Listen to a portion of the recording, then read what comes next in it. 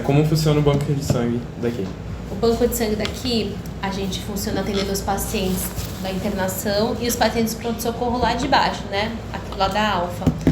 A gente atende sob demanda, conforme chega o pedido, o médico pede o que ele quer que o paciente receba. Hemácia, a gente tem, que eu mostrei para vocês, né, as bolsinhas, plaquetas e o plasma. É isso, a gente funciona também atendendo os doadores. O banco de sangue aqui a gente funciona das duas formas, tanto atendendo o paciente quanto atendendo o doador. O doador vem aqui, doa, a gente coleta a bolsa. É isso. Bom, qual que é a demanda das doações? A gente atende em média por mês cerca de 100 doadores, mas tá abaixo do que a gente gostaria de ter, né? A gente gostaria de ter na média de 150. Então, estamos indo, né? Poderia ser melhor, o estoque às vezes está meio baixo, mas a gente vai fazendo campanha com os pacientes que estão internados, a gente pede para eles trazerem familiares, campanha no telefone com os doadores que já estão aqui, a gente tenta fidelizar a doação, ou seja, ligar para eles doarem novamente e assim vai. A gente tenta fazer com que o estoque não acabe e conseguir atender todo mundo. Okay. Bom, a demanda ela supre a necessidade da cidade? Olha, hoje supre. Em junho a gente teve o mês do doador de sangue, não sei se vocês sabem. Nesse mês acontece uma série de campanhas. Acontece a campanha dos motoqueiros, que é dos... Sei. Sabe o que eu tô falando, né? Esqueci o nome deles. Motoclube. Do motoclube, eles têm um nome, mas tudo bem. Acontece essa campanha, a gente distribui lanche especial o mês inteiro. Então, normalmente um mês de doação que teria 100 doadores, a gente atende 200.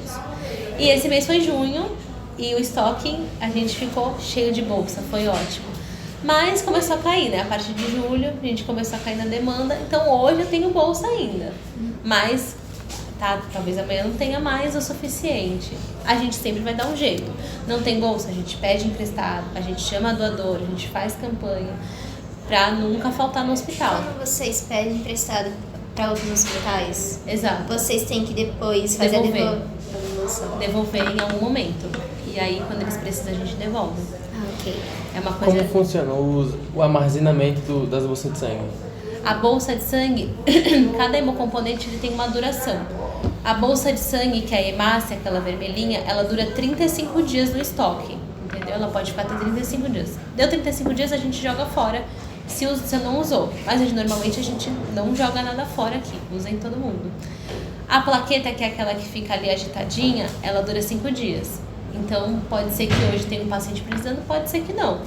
A gente sempre espera que tenha a plaqueta disponível. E o plasma, ele dura 1 ano congelado, que é aquele freezer que eu levantei. Se acontecer de perceberem que não vai ter ninguém precisando dessas bolsas de sangue no momento, vocês podem mandar ela para os hospitais para que não seja desperdiçado? Se o hospital solicitar, sim. Ok. Há essa troca de informações, por exemplo. A gente consegue emprestar o sangue se necessário. Aí fica pendente, por exemplo, que eu te falei, fica pendente para uma possível devolução. A gente não cobra, só quando a gente precisa a gente entra em contato para haver essa devolução. Entendeu? Mas aí, sendo um hospital público e um particular, o particular precisando, ele consegue? Eu já não sei te responder sobre isso, porque aqui no hospital é tudo público. Sim.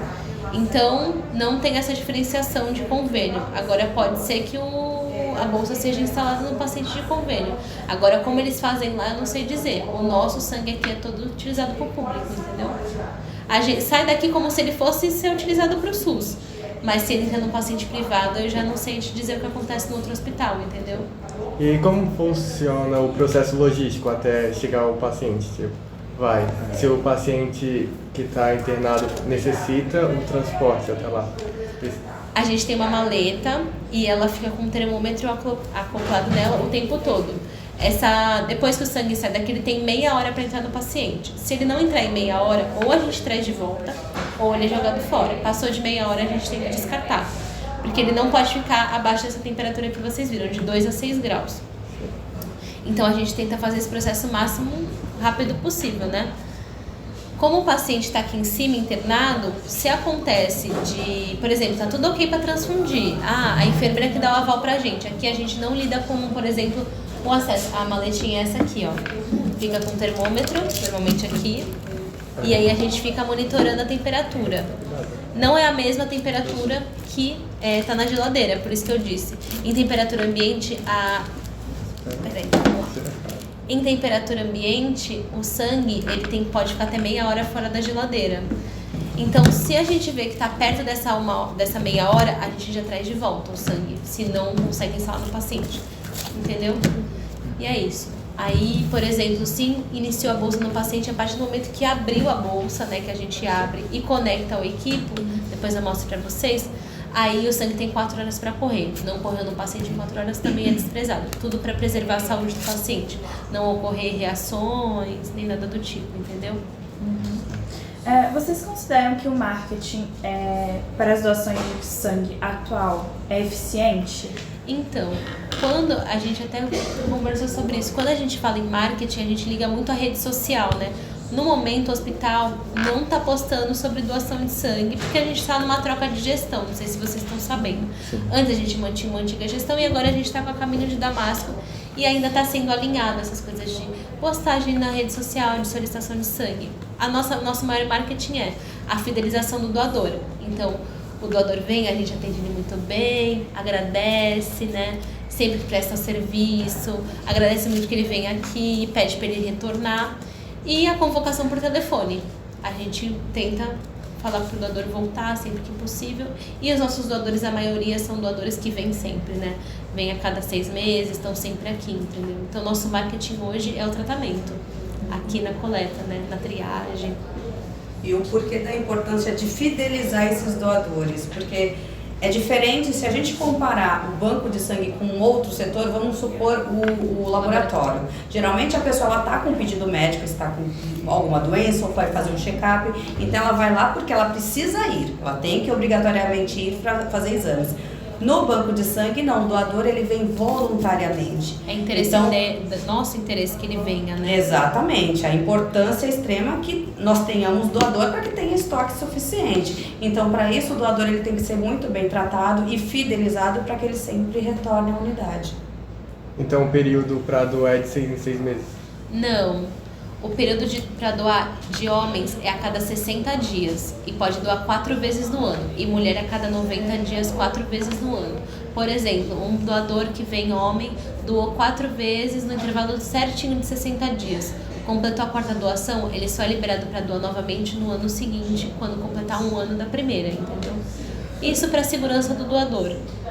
Entendeu? Esses dados, eles são globais? Não globais, eles são nacionais. É nacional? Isso, é legislação nacional que a gente assim, tem acesso. Se ele vem aqui 4 vezes, e daí depois ele vai não, outra eu entendi. Na verdade, não vamos conseguir identificar que ele já doou 4 vezes. Infelizmente, não tem essa rede um banco que de controla. dados, né, que controle. Infelizmente hoje o banco de sangue, cada banco de sangue tem um próprio sistema. Então existe a possibilidade de doador por lá, mas isso entra em contato com a saúde dele. Por exemplo, a saúde dele entra em risco, né? Então a gente não recomenda esse tipo de prática. A gente sabe que provavelmente deve existir. Não faz existir. muito sentido a pessoa fazer isso, mas... Mas a gente não tem um banco, banco de dados, por exemplo, nacional igual a doação de medula. O nosso é, por exemplo, Santa Casa tem um sistema, aqui tem outro sistema, a gente não consegue. A gente consegue só bloquear se o doador vem aqui. Ok. Certo. E quais seriam os requisitos para ser um doador? Para doar, basicamente o que a gente pede, ter boa saúde, acima de 50 quilos e tem que ter entre 16 anos completos até 59 anos, 11 meses e 29 dias. Caso o doador faça 60 anos, ele só pode doar caso ele já tenha doado antes. Se ele não doou antes, ele não é mais permitido doar, entendeu?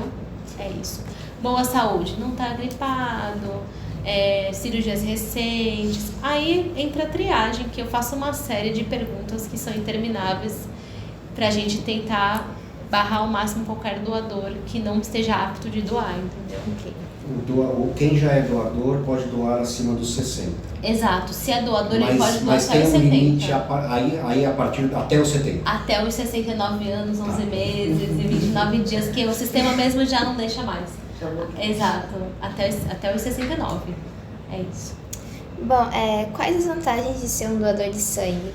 Olha, vantagens é uma palavra muito difícil. A gente tenta que o doador venha voluntário, que seja uma coisa do coração dele querer doar o sangue para outra pessoa.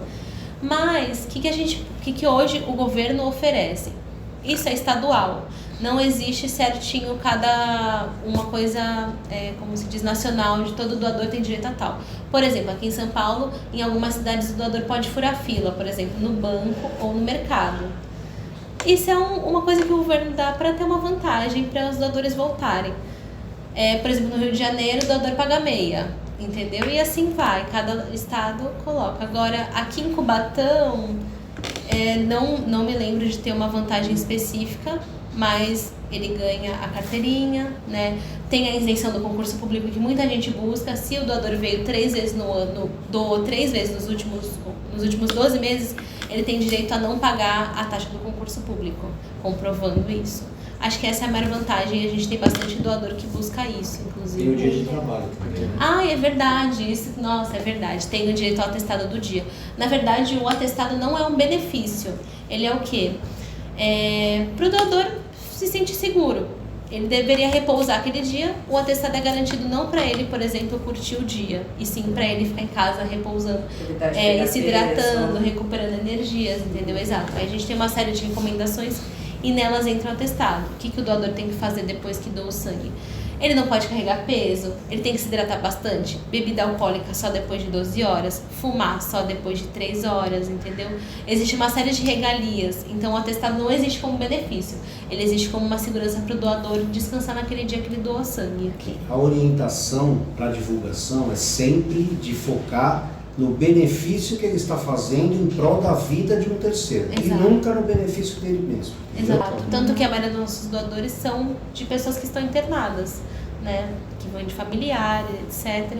E o foco é ajudar o próximo e pensar que é um ciclo. Quem sabe amanhã eu possa estar precisando desse sangue, né? Doei tanto e depois posso estar precisando. Já engajando nesse assunto, vocês teriam alguma proposta de intervenção para esse problema de não ter tantos doadores quanto vocês queriam? O Banco de Sangue de Cubatão, o hospital nunca teve uma demanda tão grande quanto agora. Com o Caminho de Damasco, eles querem expandir o hospital, ou seja, abrir mais alas, ter mais demanda, tanto que vai crescer a demanda do município. Eles querem pegar o máximo, ajudar o máximo de pessoas possível, pegar o máximo de demanda que eles conseguirem. Então a gente vai começar sim a ter mais captação de doadores e mais pacientes internados precisando de sangue. Então, vamos formular, a gente ainda está em discussão sobre isso, formular novas ideias de como a gente pode trazer doadores para cá. Porque a gente tem fortes concorrentes aqui na Baixada Santista, né? E tem muitos doadores que não conhecem esse banco de sangue. Então, a gente atendia, por exemplo, 4 pessoas por dia, era uma demanda que supria o hospital. Hoje, impossível, entendeu? Eu não posso atender menos que 10 aqui no banco de sangue. 10 parece pouco, mas é muita gente que ajuda. Mas uma importância de fidelizar, né? Porque às vezes o município de Cubatão vai doar na cidade vizinha, podendo ajudar a sua própria cidade. Cada bolsa de sangue, como vocês sabem, pode ajudar até 4 pessoas, entendeu? Então, cada doador é essencial. A gente tenta fazer uma ação possível para eles virem aqui e ficarem aqui, entendeu? Certo. Externamente falando, suponhamos que tenha algum tipo de campanha ou algo assim, ajudaria? A gente sempre aceita muito... campanhas aqui. Sim. Por exemplo, esse dos motoqueiros que a gente comentou. Tem algumas empresas que fazem campanha com a gente, como a Concremate veio recentemente. Trazem, por exemplo, digamos que uma igreja queira fazer campanha, que a gente tem às vezes campanha da Universal aqui. Eles agendam com a gente, por exemplo, 20 doadores no sábado. A gente não abre sábado aqui. Mas, se for excepcionalmente uma coisa agendada, a gente está super aberto, por exemplo, para atender, não tem problema, a gente ajusta e os doadores vêm. A gente tendo o estoque completo, estamos atendendo, entendeu? Da possibilidade de serem doadores, da importância, dessas informações passadas, o que vocês tiraram de bom das informações? É bom porque muitos não têm essa consciência que a partir de 16 já podem doar. Já pode. E em questão, lá na escola, na sala em si, a gente já fez perguntas para outras pessoas se elas tinham interesse em doar ou algo assim. E elas meio que ficavam, não tem que ter 18 anos para cima. E o foco do nosso trabalho em si é mostrar que eles podem e conscientizar e incentivar eles a virem doar, porque é como falaram, não é para benefício próprio, é para benefício dos outros. Ajudar os outros não custa ninguém. Exatamente. Nada, na verdade. Não custa nada. Muito bem. E os doadores costumam vir e começar a doar só quando alguém da família precisa. Sim. Exatamente. E a gente precisa exatamente do contrário, de pessoas voluntárias que queiram ajudar o próximo sem saber a quem, entendeu? Independente de, um familiar está internado ou não. Então, vocês permitem visitas de pessoas que têm interesse, porém ficam com um pouco de receio, aquele frio na barriga, por não saber como funciona? A gente não deixa visitar, mas o doador é livre para desistir antes da doação. Por exemplo, ele pode passar por toda a triagem. Se ele chegar aqui na sala e optar por não querer doar, é a opção dele. Ele pode desistir a qualquer momento. Tanto que tem alguns doadores que têm medo da agulha, né? Aí eu reforço, tem certeza? Você quer continuar? Se você estiver muito nervoso, a gente vem no outro dia, não tem problema. A gente está de portas abertas para atender, não tem problema desistir agora. Não é vergonha, a gente sabe que é difícil para algumas pessoas. Então, a qualquer momento, o doador pode desistir. Ele pode fazer toda a triagem e optar por não querer colher, desistir antes, entendeu? Por isso é tão importante vocês agora compartilharem todas as informações que vocês receberam, porque assim, a ação é tão bonita, é tão grato você ajudar alguém, um ato tão simples, e é fundamental que vocês, entre vocês jovens mesmo, compartilhem essas informações para vocês, para incentivarem, né? Agora que vocês tiraram as dúvidas, sabem que a idade que pode ser feita a doação, acho que é fundamental vocês compartilharem, espalhem mesmo. E nossos doadores, a maioria não são jovens, são todos acima dos 30 anos, né? São pessoas que já vêm doando faz tempo. Então a gente precisa dessa renovação de doadores, né? Então seria muito legal se vocês também começassem jovens agora. Eu tenho uma pergunta, já que estava falando sobre as pessoas terem medo de agulha, e tem uma diferença entre a agulha para coleta de sangue do exame e para a doação. Eu gostaria de saber o porquê dessa diferença. Porque a doação no exame coleta pouquíssimos tubos, né? Mas não, como eu te disse mais cedo, a doação a gente coleta em torno de 450 a 500 ml. E numa agulha fininha, igual uma agulha de coleta de sangue, não daria para coletar no tempo. O que acontece? A coleta, como eu te disse, de 5 a 15 minutos, ela tem que acontecer nesse tempo por conta do anticoagulante que é presente nessa bolsa, entendeu? Depois desse tempo aberto em contato com o ar, ele para de funcionar. Então, tem o risco de criar coágulos, a gente não pode garantir a segurança da bolsa. Então, se fosse uma agulha menor, não daria para unir os dois. Sim. A bolsa fica própria para o uso e a coleta acontecer nesse tempo, entendeu? Vou mostrar para vocês, quando a gente abre a bolsa, a gente equipa esse aqui. Esse equipo é parecido com o que a gente toma soro, por exemplo, mas ele tem um filtro para inibir qualquer coisa que estiver presente no sangue acabar indo para o paciente, entendeu? É uma bolsa de coleta. A bolsa, deixa eu até abrir, não tem problema, a gente vai usar depois. A bolsa de coleta, ela tem... O pessoal pensa, são 3 bolsas que a gente vai encher. Não são 3 bolsas. Essa bolsa aqui é que a gente coleta o sangue, que ela vem com anticoagulante, ó. Tá vendo essa aguinha? Sim. É o anticoagulante, porque o sangue não pode virar coágulo, né? Vocês sabem que quando o sangue fica em contato, ele vira aquele coágulo, sabe? E as outras duas é que a gente fraciona. Lembra que eu mostrei pra vocês ali? Uma é plaqueta e a outra é o plasma que a gente congela. Então, o doador só coleta essa aqui, fica bem cheinha, gordinha. E essa aqui é pra coletar os exames. Coleta um pouquinho de sangue aqui e a gente tira os exames. Toda vez que o doador vem, ele coleta de novo a sorologia. O que ele coleta de sorologia? HIV, hepatite, sífilis, doença de Chagas. Não para eles pegarem, só para ver aqui, ó. Isso. Essa aqui já é separada. Essa aqui não é uma bolsa inteira. Mas fica mais ou menos assim, a bolsa que a gente infunde no paciente, né? E aí a gente divide naqueles que eu mostrei pra vocês. O plasma, que é congelado, a plaquetinha. E aí a gente faz esses exames sorológicos no paciente toda vez que ele vem. E a gente faz a tipagem também, toda vez que ele vem. Então o paciente pode ser A, o doador. Pode ser A, pode ser O, pode ser A negativo, A negativo, por exemplo, entendeu? A gente repete toda vez esses exames. E os exames sorológicos que garantem que o sangue está seguro para ser utilizado no paciente, né? Como eu disse para vocês, HIV, sífilis, todas essas doenças sexualmente transmissíveis, né? Não só sexualmente, por exemplo, pode ser pego, por exemplo, de alicate, hepatite C, que a gente ouve tanto para levar nosso alicate quando vai fazer a unha. É sobre isso, entendeu? Para não ser contaminado. Entendeu? É isso. Mais alguma dúvida? Pode falar se quiser, a gente tá aqui. Se eu não souber responder, eu vou falar. Explica para eles, Isabela, sobre que tipagem, dependendo da tipagem do paciente, que tipo de sangue, qual tipagem que o paciente pode receber. Isso, ó. Quando a gente ouve falar de doador universal, receptor universal, não sei se você já ouviu falar. O doador universal é aquele que é o O negativo. O O negativo ele pode entrar em qualquer paciente de compatível de tipagem, né? Por exemplo, o O negativo pode ser no A, pode ser no O, pode ser no B, ele entra em qualquer um. Aí a gente tem em contraparte do AB positivo, que o AB positivo ele só pode doar para ele mesmo, mas ele recebe de todo mundo, entendeu? Ele pode receber do A, do O, do B. Agora o O negativo só recebe dele mesmo e doa para todo mundo. E o AB recebe de todo mundo, mas só doa para ele mesmo. É meio confuso. Vocês estão gravando, né? Sim.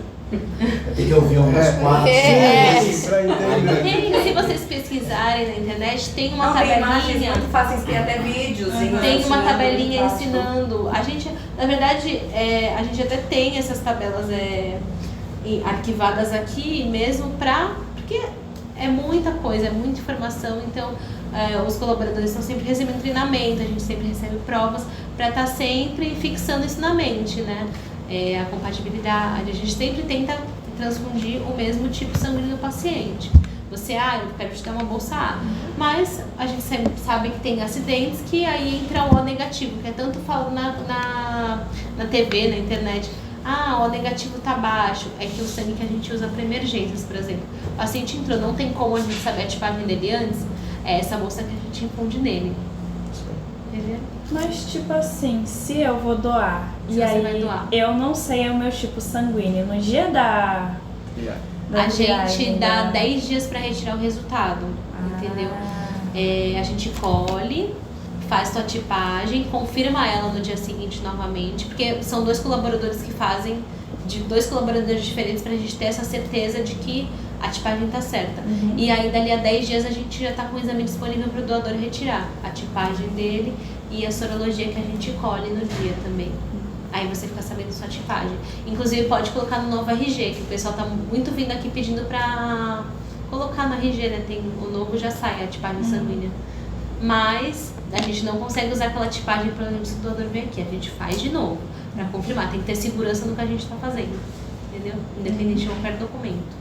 Qual o horário de funcionamento para a realização das doações? Aqui em Cubatão a gente funciona das 8 a 1, de segunda a sexta. Com o ideal seria horário agendado, mas é livre demanda. Quem quiser pode chegar e pode doar. Passa na triagem, na doação e é liberado. É isso. Eu tenho uma pergunta sobre falar. se a pessoa não passa no exame, se ela tiver alguma doença. Tem a triagem. Se ela Sim. passa na triagem e dá um exame positivo aqui, é isso? Isso. O que a gente faz? A gente entra em contato com a pessoa, falando que a gente gostaria de que ela viesse para colher uma segunda amostra. A gente manda a segunda amostra para São Paulo. Todos os nossos exames aqui são mandados para São Paulo, nenhum são feitos aqui. A gente manda o exame para São Paulo e volta com o resultado. Tendo o resultado em mãos, a gente liga para o doador e pede para ele receber uma orientação com o hematologista responsável daqui, a doutora Gabriela. Ela vem e orienta o doador a procurar uma unidade de saúde, seguir com tratamento, etc. Entendeu? E como fica o descarte desse sangue? Não, assim que a amostra vem positiva, a gente já joga tudo fora. Mas tem um local específico? A gente joga no lixo séptico, fica armazenado e aí depois a gente autoclava. Autoclavar, não sei se você sabe o que é autoclavar. Autoclavar é uma panela de pressão bem grandona. Colocar o sangue lá dentro, ele fica numa alta temperatura a 121 graus durante uma meia hora. E aí mata qualquer coisa que tiver lá dentro de vírus, bactérias, etc. E depois é descartado como lixo hospitalar. Nesses aterros grandes que eles enterram lixo. Aí não há chance de contaminação, tanto para a proteção da pessoa que está retirando, né, quanto para esse lixo que vai ser descartado ali.